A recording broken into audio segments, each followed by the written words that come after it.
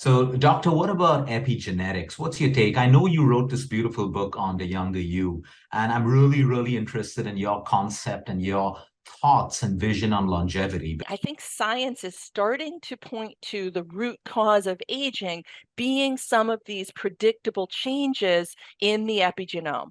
Classically, something that cancer, like the change to epigenetics as we age, looks similar to the tumor microenvironment. So in cancer, as you know, it very efficiently the tumor microenvironment takes over epigenetic expression from us, takes over gene expression, shuts down tumor suppressor genes, genes that protect us from cancer.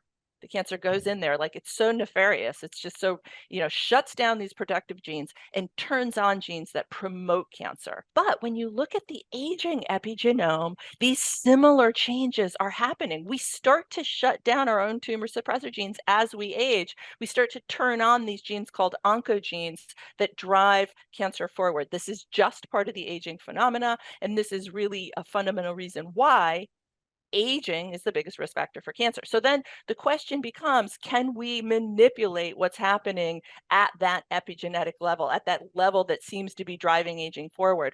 And yes, I believe the answer is an emphatic yes, we can.